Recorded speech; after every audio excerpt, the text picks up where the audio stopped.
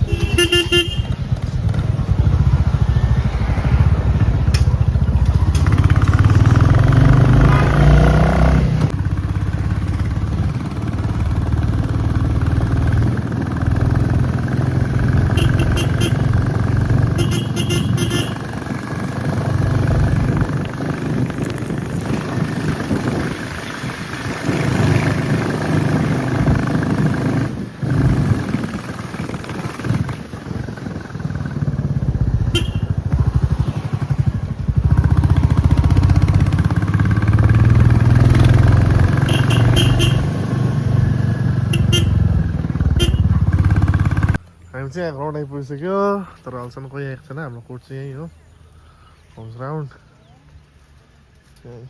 बसिरहेको छ। यहाँ क्रिकेट पनि हुँदैछ परनिर यता।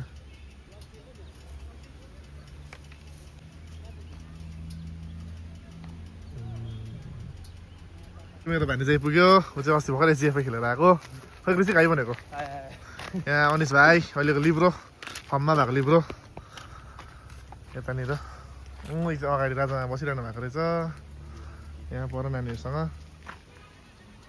पर हाम्रो केटाहरू हिँड्दै आउँदैछ। यहाँ आशिष दा एडी प्रयास साथी केटाहरू यहाँ प्र्याक्टिस गर्न थालिसक्यो। टेपिङ हुँदैछ हल्का। म 12 म्यान हो जुन टिमको पनि।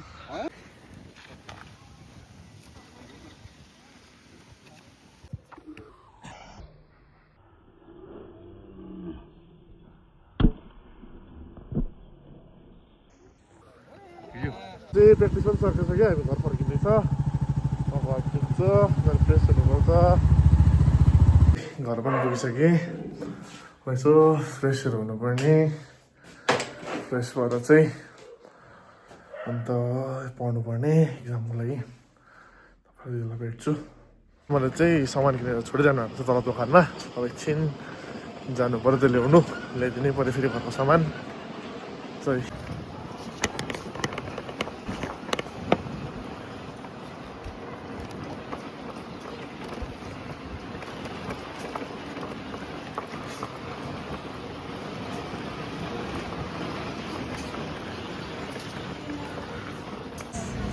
भ्लगमा जाओस् यतै।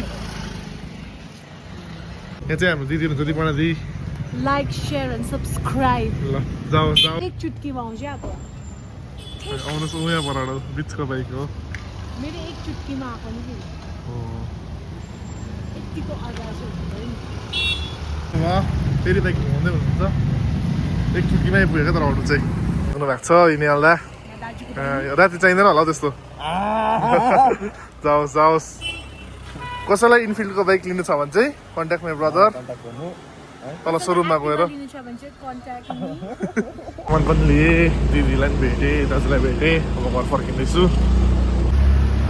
के उकालो चाहिँ